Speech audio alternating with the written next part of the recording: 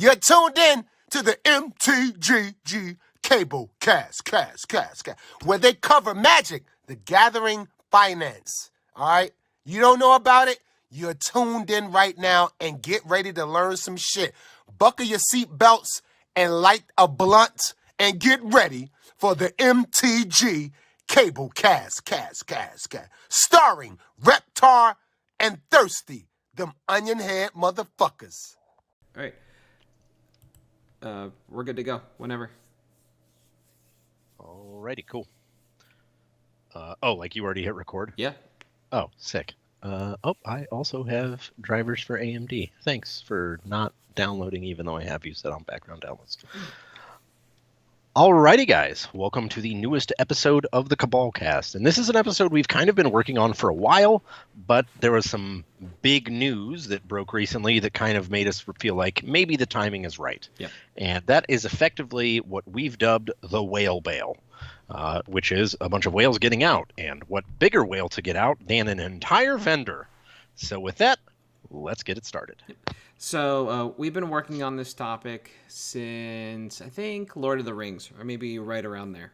It's been something we've mused about on the podcast for a while. And so, like you said, compiling evidence, anecdotal or otherwise, to kind of bring together, to take the temperature, really, of what's going on, both as individuals and LGSs, see who's feeling what. And then all of a sudden, this week, the week of recording, Troll and Toad announced their exit from the Magic the Gathering vertical, which is pretty big news on the surface because you think, an entire vendor is just closing up shop. But in reality, though, Troll has been pretty out of the Magic scene for quite some time. They lost their footing about a decade ago, and they were never able to climb back because they didn't have the clout or staff, if we're being honest.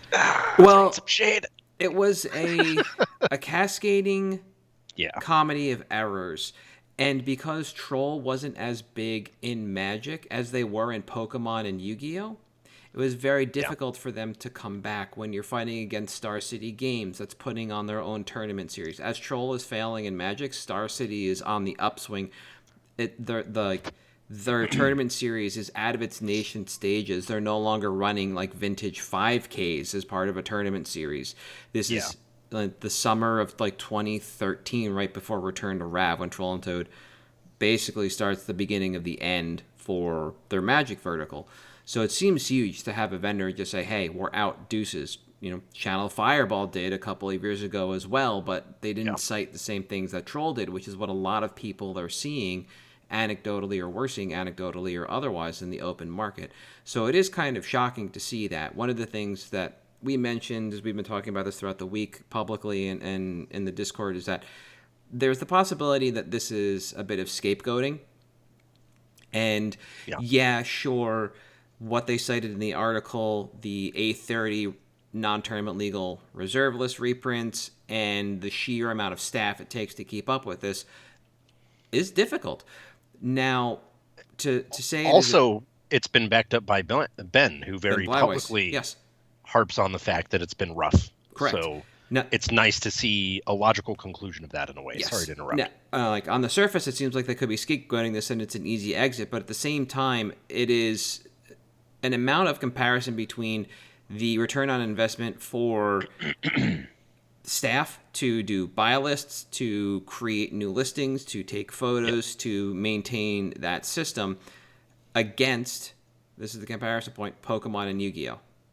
And when you are the marketplace for Pokemon and Yu-Gi-Oh, when the TCG market prices to you as a vendor, you can do whatever you want. And so the margins are much slimmer on Magic comparatively. Their new ownership is much more interested in Pokemon, Yu-Gi-Oh, and other games like that. I think they're in One Piece. I'm pretty sure they're already in Fab. They might do the Sword Art game, which I think is picking up that Star City's doing as well. So they're making more profit in other verticals. Why spend the time to eke out nickel and dimes? Yeah. And a lot of that reasoning speaks to the whale bail. Not just too difficult, but the margins aren't there anymore as a vendor. I think that's the important takeaway. Yeah.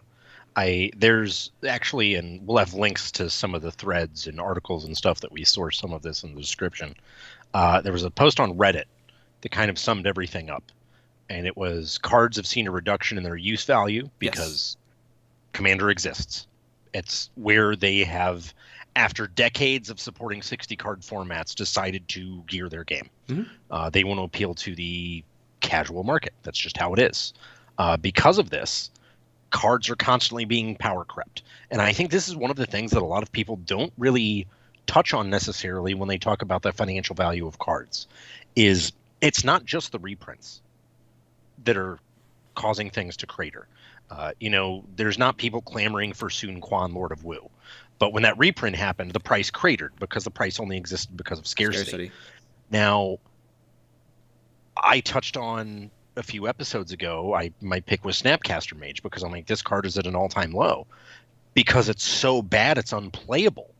So even if you have cards that are priced due to scarcity, you have to worry about power creep pricing them down as well, rather than just scarcity. Yep.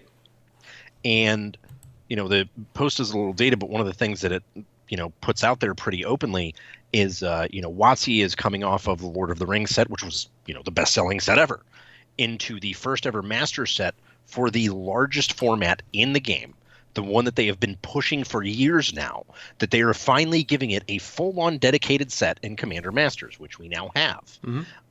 Now that is after, it's an interesting parallel to what's going on with Magic. Is if anyone's been following the Diablo 4 release, people are saying Blizzard is not a good company anymore. They make bad games. They make games that make money.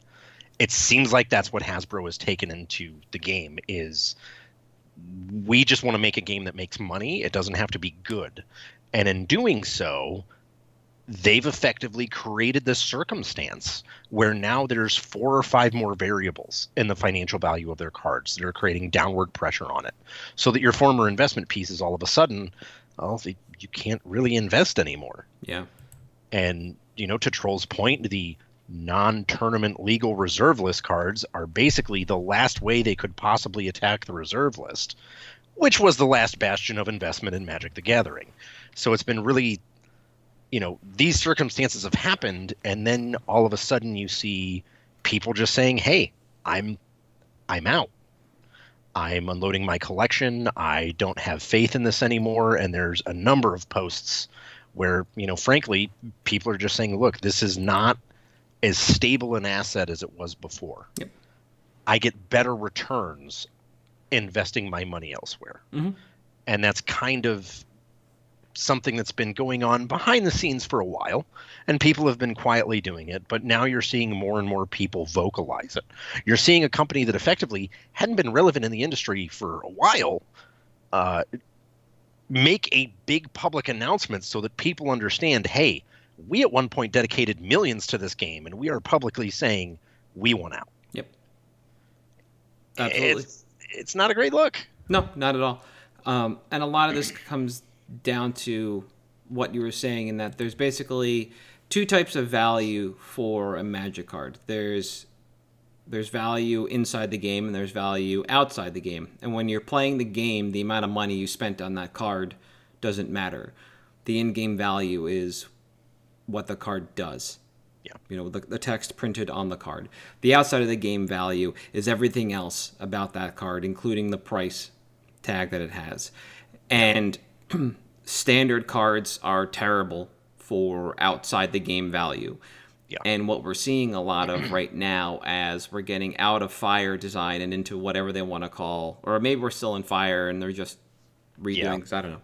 We get into this next stage of standard rotation that the in-game value of standard cards is tanking.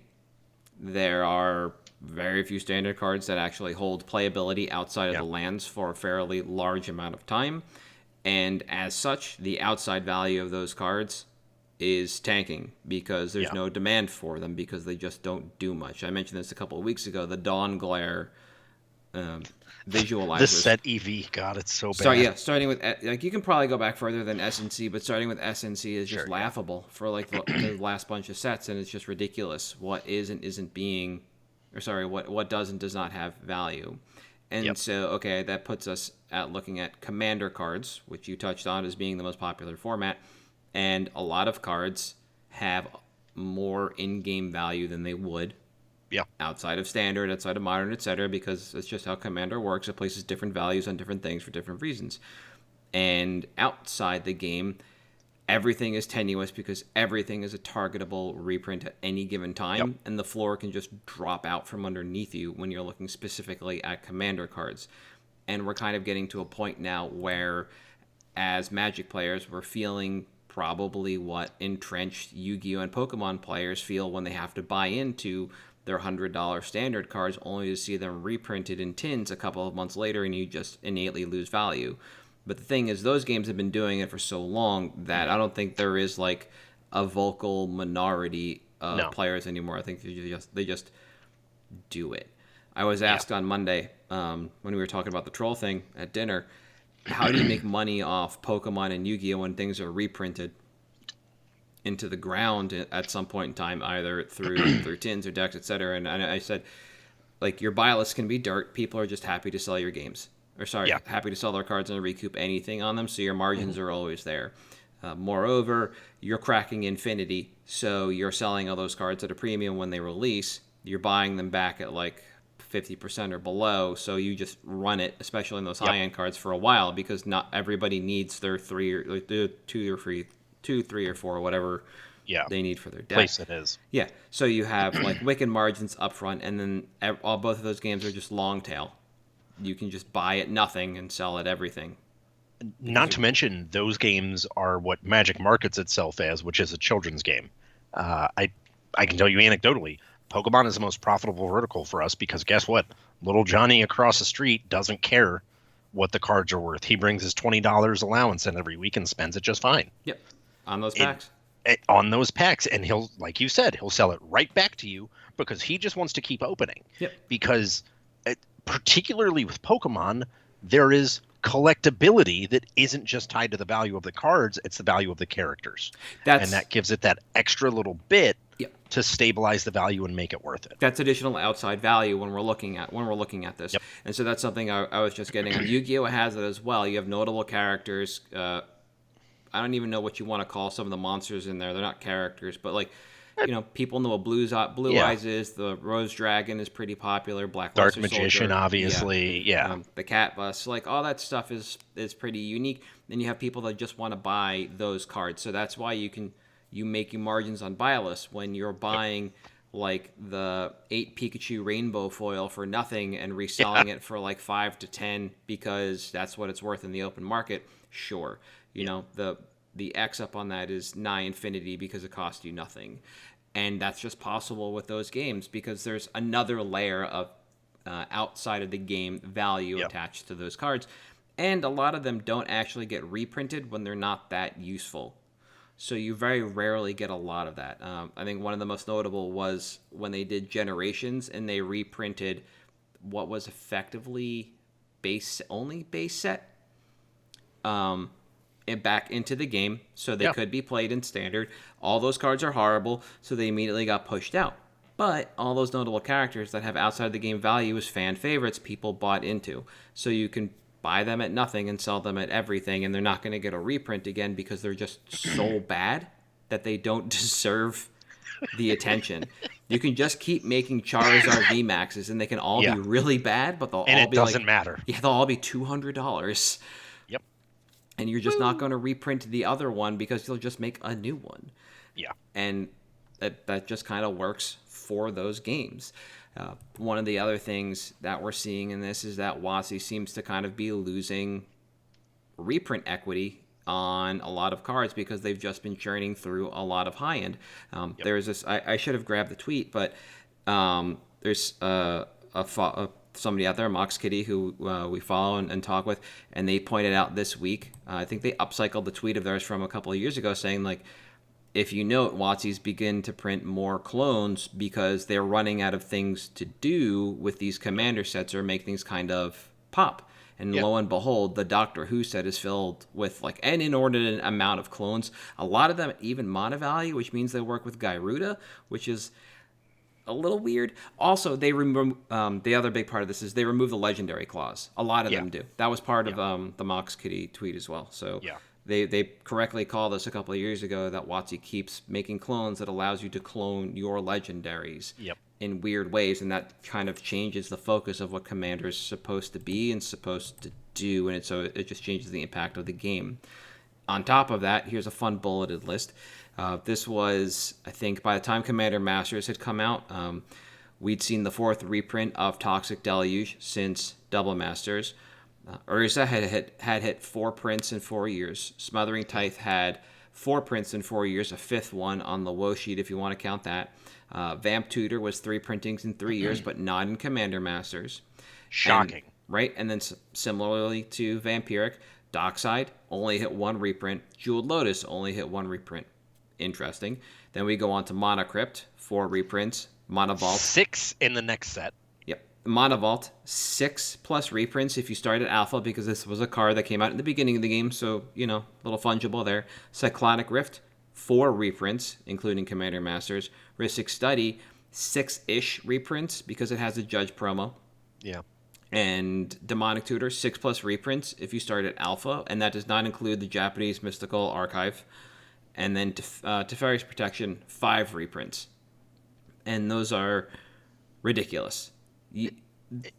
Go ahead. Like, you're running out of... I don't want to use the word agnostic here because these aren't agnostic cards in Commander, but these are kind of like tentpole cards for the formats that aren't immediate win cons. They're not Craterhoof, Behemoth style reprints where it's just like, oh, there's the game. Just good utility cards. And the thing that's really telling about that is like Demonic Tutor and Mana Vault, 6 reprints since the game existed, doesn't sound terrible. But then you look at the fact that a lot of those were in the last 3 to 4 years. That's worse. And Teferi's Protection was printed for the first time, 5-6 years ago? Yep. And we're at 4 reprints already. And that doesn't include the Judge printings. The two D-Tutor Judge printings I didn't count. And is it Crypt or Vault? One of them has a Judge printing. Crypt. I did not count in this either. But yeah, it all basically starts rolling downhill somewhere around EMA. And the really interesting thing to me is that, looking through a lot of the information we gathered, there's a couple posts from people who self-identify as whales that, they say I order a case or 2 of every product. There was a post, and this is one that I highly recommend people check out, about Black Sun Games in Frederick, Maryland. That's one of the managers basically saying, look, we got left holding the bag on Commander Masters. Yep. Because they ran out of reprint equity with Commander Masters. They increased the price drastically with Commander Masters. They started selling more aggressively on Amazon with Commander Masters. And he's lamenting the fact that at the end of the day, WotC made all their money. The distros bought the product. Amazon bought the product. It's the LGSs who can't sell the product that are the ones left holding the bag. Yeah. And when they can't sell to their whales... and if you've ever played a gacha game, you understand those games are made for whales. Magic, make no mistake, is a Skinner box. It is made for whales. Yeah. Once you lose that money, that's when things start to get real bad for the game. Yeah. That post was really interesting because it basically speaks to a lot of there's a lot of surface level things to read through there, and as you digest that post and think on it a little more and integrate the fact that this is Commander Masters in particular was a data point for WotC about how much they can charge for a Commander product before people stop buying, and that everything about the set was done in a pre-order period before Lord of the Rings spoilers even hit in good faith. And people began to realize that this was not a good faith event. There was nothing to really engage with here in good faith. You were just going to get wrung out, and that's what happened. WotC said, please buy these boxes at $450 in good faith. We promise it'll be worth it. And there's $150 of EV in these boxes. WotC, please, these are $450 boxes. There's a Lord of the Rings set that's coming out right before us. Won't you open your wallets for us again? And that didn't happen. No. People read through that. sorry to laugh, but it's one of those situations where it's like, man, they think so little of us as stores, as consumers, that they're just like, whatever, we'll just go for it. And you know what? They're probably right. Probably no one's going to care. But it sure feels bad. Oh, absolutely. Especially because when you look at that post, it's coming from the LGS perspective, and it's the LGS that's left holding the bag with all the product and the debt. Yeah. Because WotC asked the players, hey, in good faith, can you buy this product? We're not going to tell you what's in it, but we promise that this $450, it'll be fantastic. The collector boosters will be great. We got some good stuff cooking. And people just called bullshit on it, spent their money on Lord of the Rings like they rightfully should have. Yeah. And then just did not move in on Commander Masters. And it's sad because LGSs are just getting hoisted by WotC for this. And like I said, they were like I'm pretty sure there were 400 and change boxes at some point in the pre-order period. And now they're down to like, dirt's the wrong word. I'm sure they're worth. The EV is 150, and I believe they are less than wholesale. I can tell you that. That I know for a fact. I just don't remember what wholesale is on this stuff. On Commander Masters, it was $323 for collector boosters. All right, I'll know real quick. TCG player, high to low. A set booster box is 300 with an EV about 150. A draft box is 220. No, sorry, the draft box has an EV of 250. I think the set booster is different. No, there's no list. It can't be too far off. Yeah, that's awful. Yep. And collector packs are $45.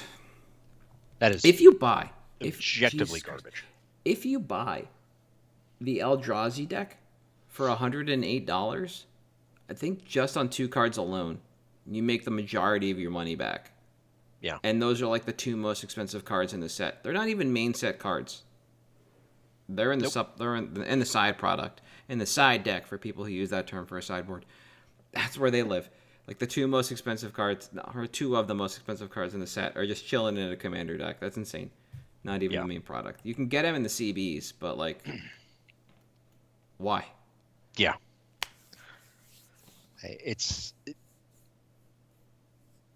It will be very interesting to see, because admittedly, Doctor Who has,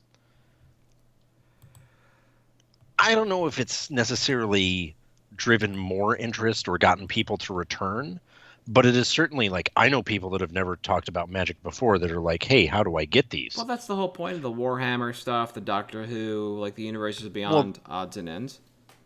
But then I explained to them, oh, you need to spend like $400 on this stuff in order to get it because they're commander decks. And they're like, oh, I don't want to do that. Yeah, no. I just want to buy the singles from it that I want. How do I get just the Doctors?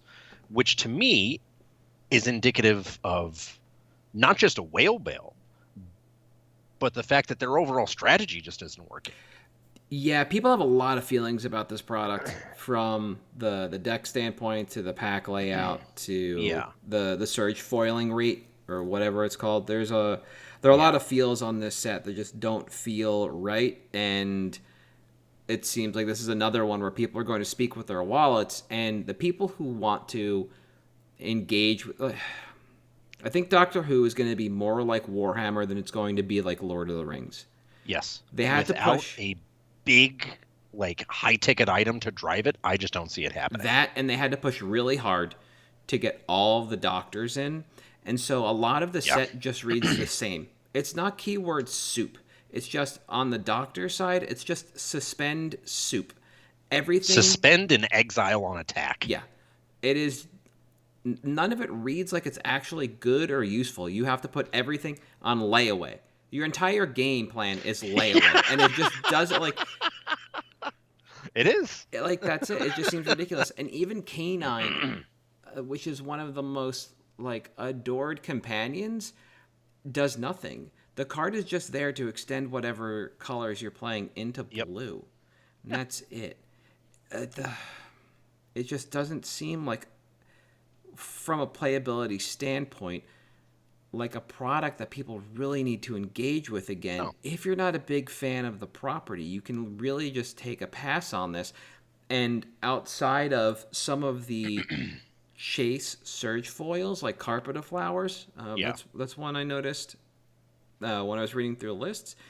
I don't see a reason to really pick up CBs unless you're really into the product overall. And there's nothing wrong with that. But a whale is going to buy it all. Yep. And when a whale doesn't want to buy it all because it doesn't make sense, because they've been asked to open their wallet too many times to get burned on something, either because the product has been so bad that it tanks in price, or it gets printed into the ground and thus the product tanks, you're doing your customers dirty. When it comes to a supplemental set like this, if it tanks because it's bad, that's fine. That's on WotC. Yeah.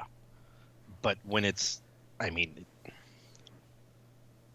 think it's a good product, or at least a good IP, but I think you're right. If it does poorly, this is a very, very bad sign because, and again, this is something we've touched on for the last 4 earnings calls now. Licensing fees associated with Universes Beyond is causing profits to be lower. Well, if you deliver a dud of a product like that with an IP as good as Doctor Who, that's not a great sign. Yeah. And and again, we'll see how it bears out once it releases. But from where I'm sitting, it's not looking very likely that this one is going to succeed the way they want it to. Yeah. I've seen more people engaging with the product from an enjoyment of the IP than I have from an engagement standpoint of the cards themselves. And I think a good example of this is, I think it's one of the River songs. River Song is a beloved character. All the art for River Song is gorgeous. There's one of them that makes you play off the bottom of your fucking library. That is a logistical nightmare if you don't have a card holder, like a card shoe. Like you would have at a casino. Yeah. What is this card? Like, there was one day I judged a GPT when we still had those, and it was hot and muggy, and I had to give out, I don't know how many warnings for drawing extra cards. We were also in that era because sleeves were just sticking together. So you would pick up 2. Guess what? Doesn't matter. That's still a warning. The first time, when I caught on, it was the heat. I could change it to downgrade to a caution in time and start giving people, and fudge my numbers on that. This is a logistical nightmare. The sagas, I understand why some of the sagas have like 2, or maybe it's just the one that goes like 1, 3, 2, 4. Yeah, the Doctor time travels. We get it. Logistically a nightmare. You're used to going 1, 2, 3, 4, or 1, 2, whatever it is, increasing normally. This changes it's just the way. Not necessary at all. Yeah, thankfully I don't think that Saga's any good, but no. Again, it's just making you play the game in such a weird way that it's almost unapproachable. Yeah. And it feels like that from that standpoint, from a logistical standpoint, they're doing this property dirty, which is another reason to also not move in. Some of the art, again, some of the art is fantastic, but you might also be served better as a whale by just buying the set. Just buy the cool stuff. Buy the doctors. Buy the villains. Yeah. Own that. You don't need to own everything else. And that's a weird change for a whale, because the idea of like the full set is not something that happens in Magic. I mean, it does, but like Pokemon and Yu-Gi-Oh, you're looking at like the first couple of sets, full sets, Alpha, Beta, Unlimited, full sets. Nobody cares about like Theros full set. No. Like, people don't do that anymore. But when you have a property like this, an IP like this, and you have like such great characters, such great art, maybe that does make sense, but that changes the priority of the whale, and they're no longer engaging with the sealed product like they would. Nope. Now they're going to the secondary market, which means WotC gets nothing from this. The LGS might get nothing if they're buying it off TCG players, sourcing from Facebook, what have you. Changes the dynamic of, and the profile of the whale, quote unquote. Yeah, and the thing that really sucks is, again, let me say this. I think it's very indicative that you now have whales deciding, and there were a couple posts that we found where people were like, look, I don't flip. I basically bought and sat on this. Yep. Sealed product doesn't have value now because anything worth money gets reprinted. So why would I engage with this product? I will just buy the singles I want, because most whales still open for singles. You know, they may open a couple boxes or something just for the dopamine rush or whatever. Or you have the whales that do what I was talking about, which is building the full set off Yeah. of doing what you're doing, which is cracking packs. Yeah. And for them to just say, nah, it's easier for me to just buy it because that's where Magic is not a good sign for the financial longevity. It's just not a good spot to be in. Correct. The market's flooded with singles. It's just easier for me to do what I do by buying singles instead of spending more money on the product itself. Yeah. Then, we're seeing that from that perspective. And then I think the last thing we wanted to touch on was like Chris Martin basically dusted off his Twitter account today to just ranch WotC. Love it. So I'll bring this up and I can read it. He says, my main issue with the idea of Magic being affordable is for things to be affordable, they must be mass-produced. Obviously, not a problem. Unfortunately, Magic is inelastic, meaning as card prices drop, demand does not increase linearly. This is the driving force behind the collapsing secondary market. WotC has broken the balance between supply and demand in a way I'm not sure can be repaired. Maybe a total reset happens and things get better many years from now, but this is the way Magic's going to be for a long time. There's no, quote, snap fix, unquote, in play anymore. The dam is open. And I think that's really a perfect summation. And I think when he says, a myriad of factors, I think in a lot of cases we've never seen them before, like the design space. Things just being power crept into being financially worthless. Mm-hmm. That's not something you think of when you set out to make a game that has a secondary market.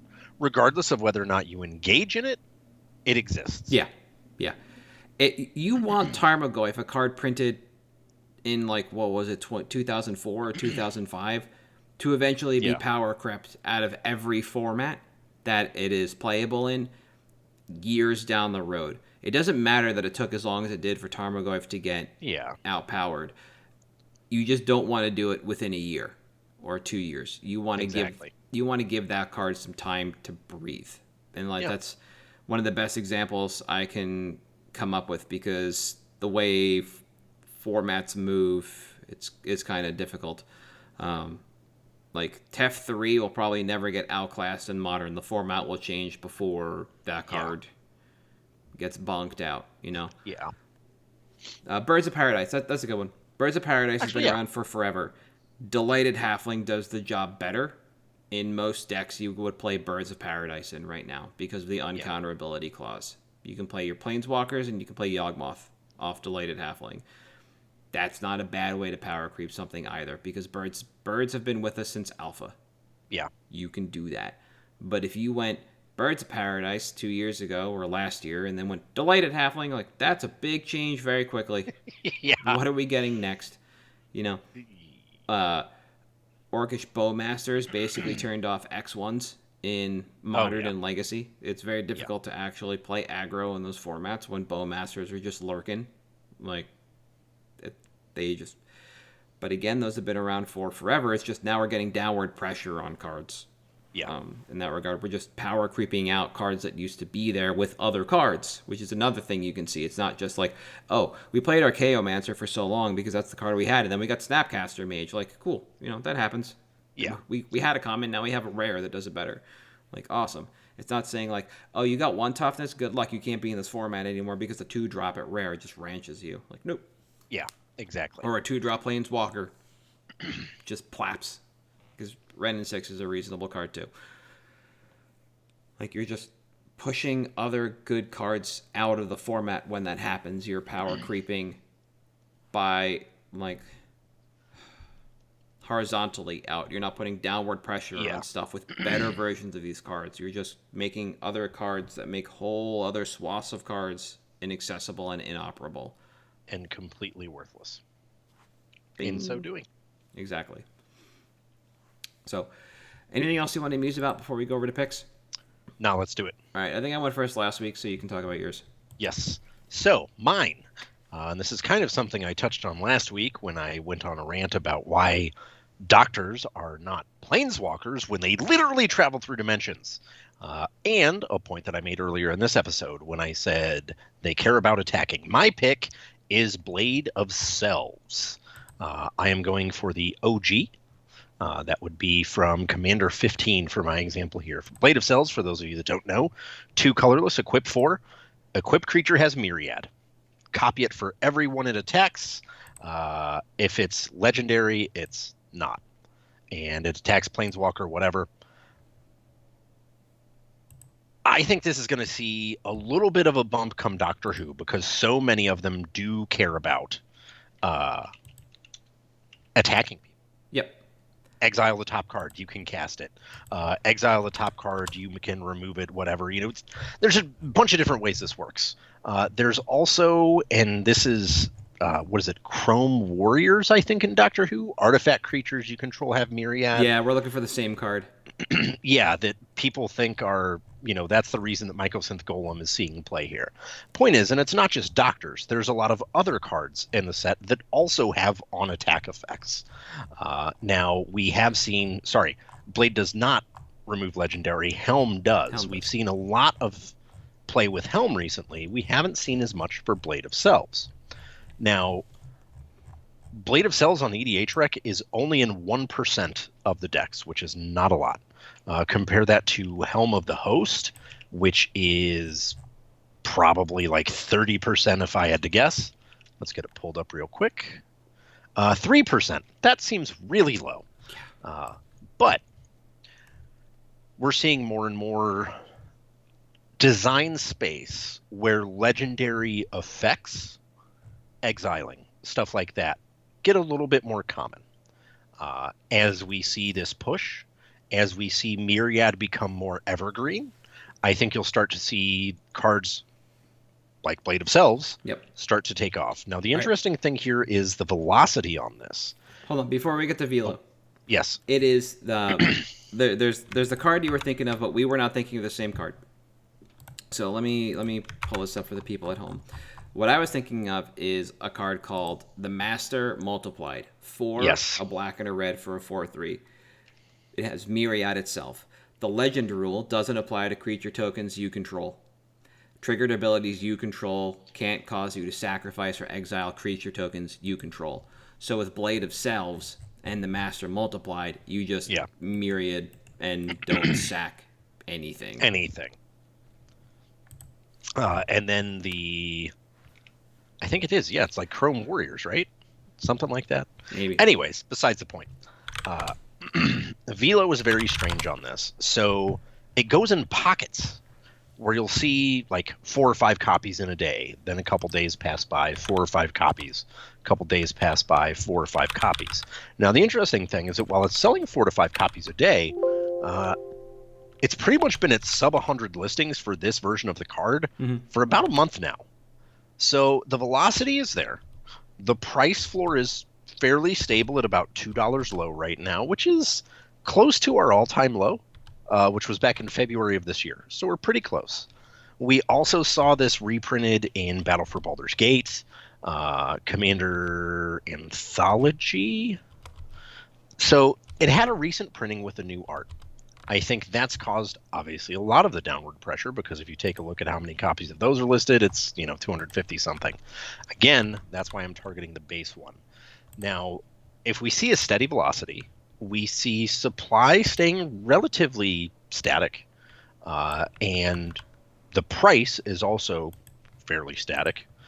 To me, as we touched on, that is not something that has a high reprint equity, because there's no reason for Wizards to print it. It's not going to push a set, because people aren't cracking it to get value. Yep.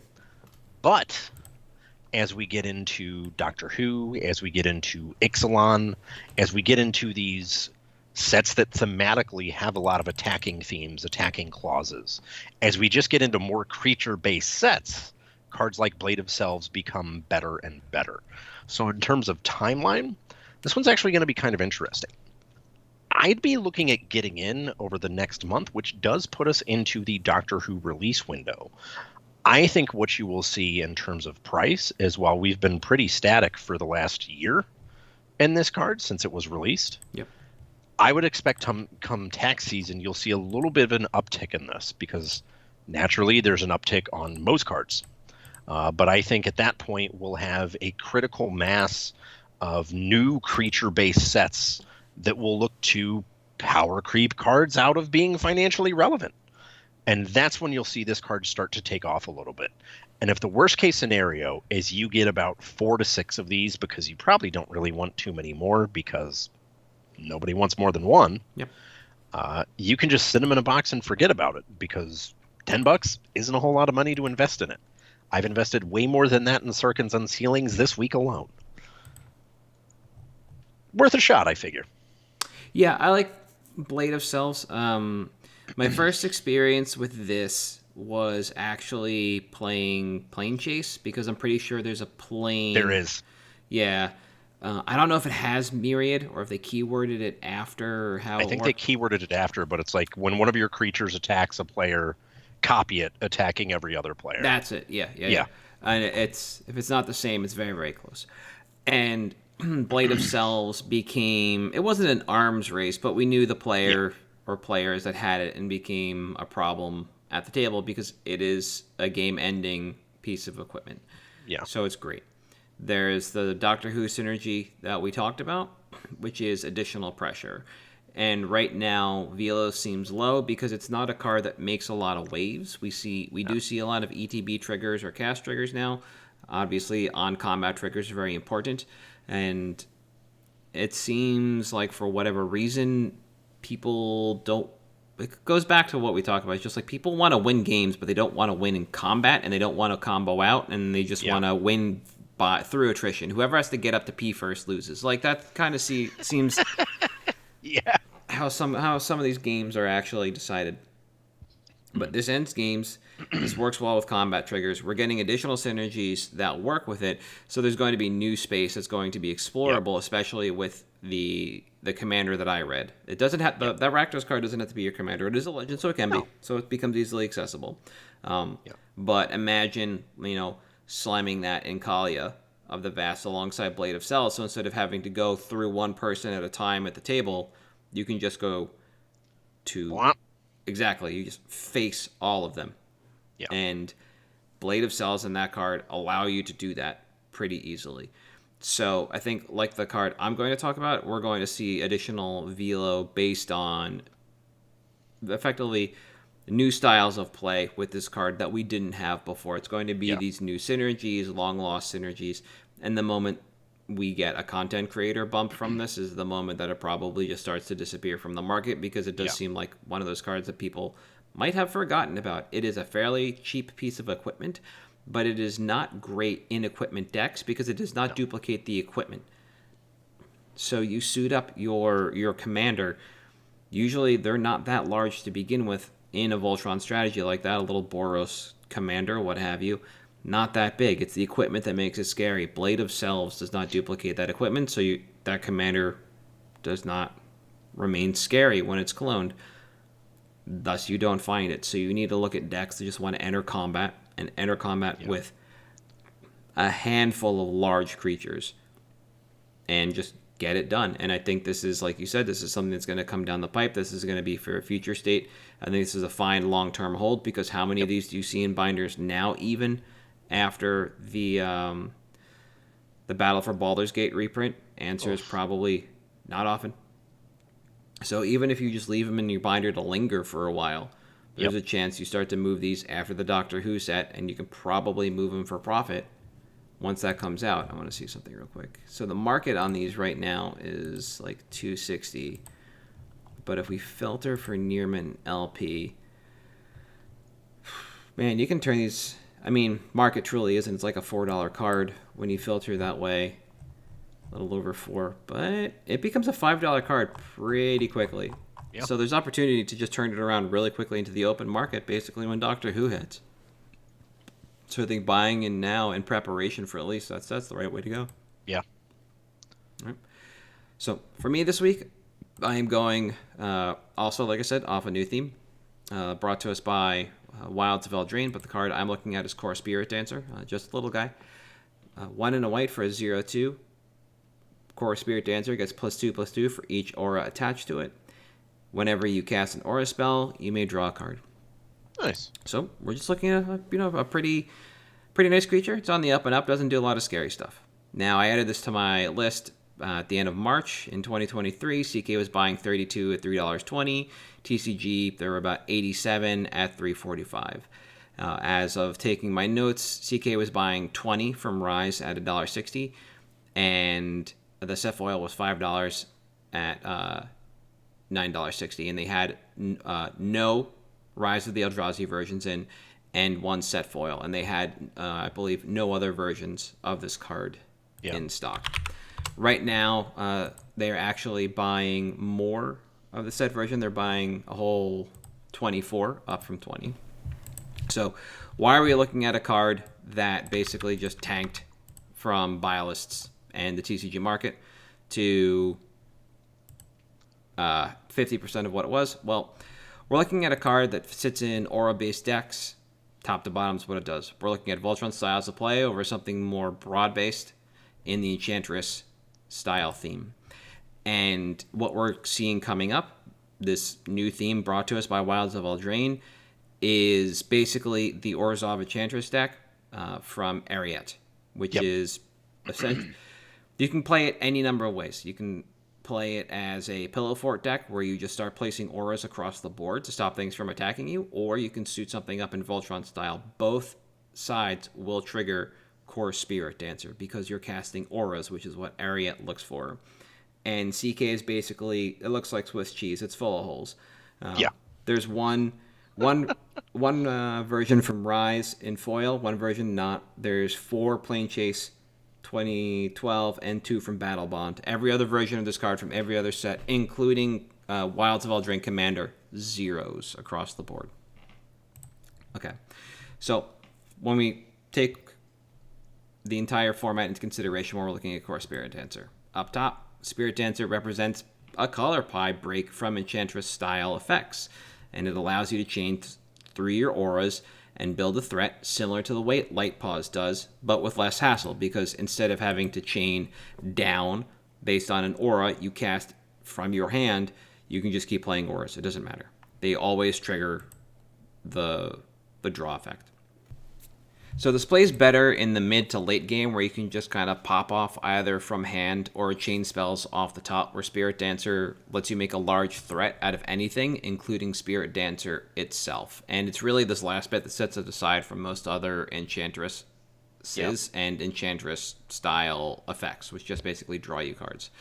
So it plays well on any like quote unquote aura based deck, which is generally what you see when looking at aggressively slanted Voltron style Enchantress decks.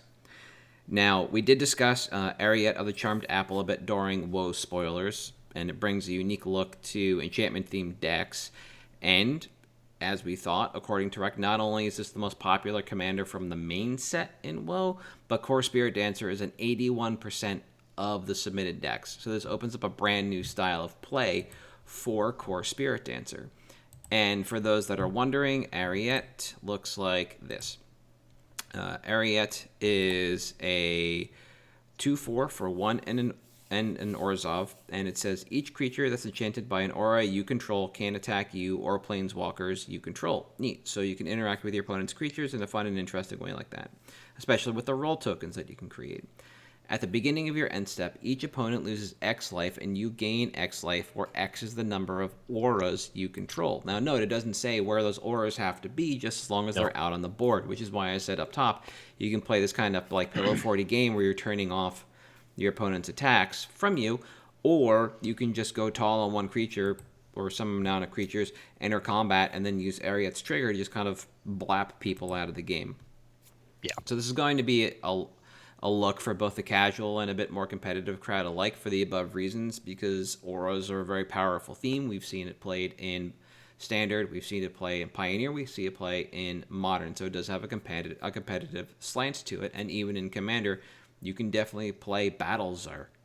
Like, that is still a competitive way to play the auras theme, and so Ariete kind of offers that.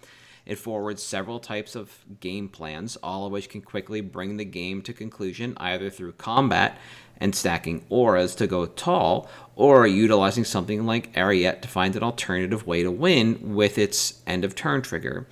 And this does play a pivotal role within the Auras theme, both Spirit Dancer and Ariete. So we're going to see those kind of come up now. So this goes into basically what you're saying about your Blade of Selves pick, which is just there's opportunity for new demand here, which means this rising tide is going to raise our boats. From a timeline perspective, because this has been a pocket pick of mine for I think almost 7 months now, I've been monitoring and waiting for it to hit the floor, which is why we're now moving in on a card that when I was initially tracking is basically at 50% of value compared to where it was, because this is where we are. With a new commander in Ariete of the Charmed Apple, seemingly bringing with it a new theme, we now have new demand as well. So instead of waiting it out like Blade of Cells, which is only a couple of weeks more, now we have, looking back in the past, a new theme. We have evidence that this card plays well, and we have people currently moving in. As I mentioned, CK stock has been dwindling down to zeros, but it hasn't been recently. It's been over the last couple of months, almost 2 of them. And while TCG players' velocity is rather slow, we should see a nice price jump within the next 45 days as cheap copies are removed. So VLO on this is basically somewhere between 4 and 6 a day, if memory serves. And I'll just verify that real quick as I'm talking.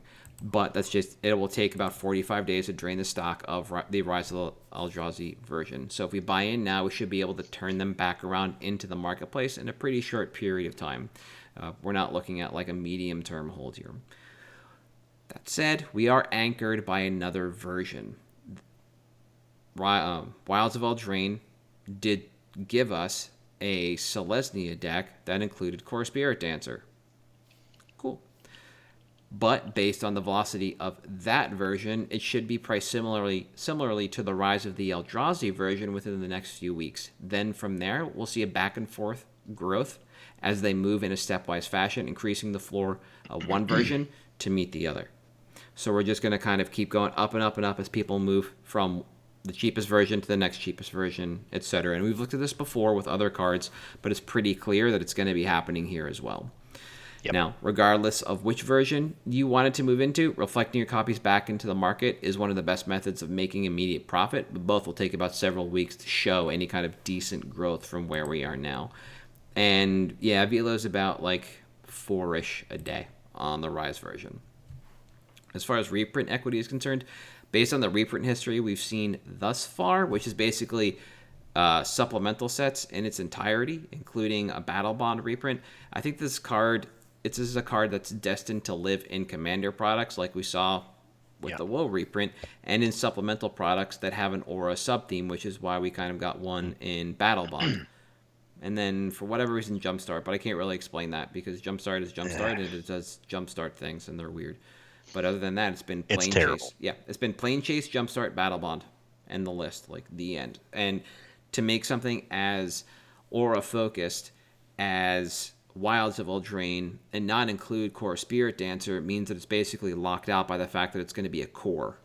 Yep. Or, like I mentioned earlier, that color pie break for the Enchantress theme, because this is white without green. And a Selesnya version is fine, but mono white is basically just a color pie break. Yeah. As far as buy quantity goes, I have my playset for Modern in case I ever wanted to be that kind of degen and play Boggles. And then I have a couple more for Commander, because I did mention Battle Zer is a legitimate way to play the game. I know that firsthand. So that's at least one extra copy, and I'd be happy picking up, I think, 6 total. So similarly to Blade of Cells, I don't think this is a card we need to go too deep on. If you really do think you want to take the time to reflect them back into the open market, you could probably go as deep as you want, really, and it'll be fine, because you're going to be entering the scrum with a lot of other people. I would just suggest diversifying between Rise and the Commander version, so you can kind of double dip on the action and move your floors accordingly, and get in on a really cheap version in the in the Commander reprint, and then start making profit there before the Rise version really starts to sell, because again, we're anchored by the Commander version. Yeah. Which is selling very, very well in comparison. Like, I think it was selling almost 20 a day. which is like ridiculously quick compared to Rise. Jeez. But it is like right now about 60% of the price. So when that changes, all that velo is just going to shift through the rest. To the next one, yep. Yep. But picking up both allows you to just start seeing profit faster. Otherwise, if you're going to trade, I think 6 is fine. If you want to move to the open market, as many as you feel like, just diversify. And that's really it. I like this card a lot. This card has a price history. It has a play history. It has an established archetype. Yep. And it's also, I think, to its credit, a dredge-like archetype, and that it will occasionally spike an event because nobody sees it coming. And there have been times where it has done so, and then all of a sudden, all of the cards explode in price because people start building the deck. Mm-hmm. And I think that as we shift away from modern season and start to focus on standard season, is actually a really good time to move in on this card because obviously we're at a low. Mm-hmm. We're at a floor. It's a card that, you know, with the emphasis of Enchantress decks, like you said, kind of dropping green and either just going Orzhov or adding blue for Esper or red for Mardu, you're going to see this kind of come into its own because all of a sudden those are less control play styles and more aggro play styles, which is what this plays into. Because this is effectively, you know, Ancestral Mask on myself kind of thing. So it has that pedigree there for it to have this price, for it to have a higher price point. And it clearly has the velocity, even at a low price point. I mean, I remember before the first reprint, this was a $40 card, and after the second and third reprint, it was still in the 10 to 15 range. Yeah. So to me, being reprint locked the way that we seemingly are, because it is plane specific, not to mention it's a plane specific to a plane that we just blew up, or whatever happened at the end of the last Mirrodin storyline. I don't know. It's a new 52 world, but reprint equity's low, and I wouldn't anticipate it getting a secret lair treatment. I mean, what are you going to do? Secret lair equipment? What? I guess this and like Pure Steel Paladin? That doesn't really strike me as an option, you know? So I think this is a great time to get in, because if we're at a floor price point with this level of velocity, if there becomes any exposure for this card, when you have that kind of velocity backed by a real price, it's a really good opportunity. Yep, it's just gone. So, that's why I was looking at this. I decided to dust it off because we're now far enough away from Wilds for the dust to settle on commanders for the set, so we could see that our data points on that were correct. Yep. And we're getting in now when this is basically at a floor, and people like Card Kingdom are zeroed out, which means there should be opportunity to even move this to buy list, but I don't know when that's going to happen because CK has just been a little stagnant with it. Yeah. So if you don't have any, you can't sell any, you don't know what your velocity is, you don't know the price you need to set, and eventually that will climb. But will that outpace TCG market? I don't know, which is why I suggested the inflection back in, because we can at least predict there's velocity there. So here we are. You got anything else for this week? Nope, that'll do it. All right, so for at MtG Cabalcast on Facebook, Patreon, Twitter, and YouTube, I am at Halt, I am Reptar. You are at Damon_Thurston. We'll see you next week.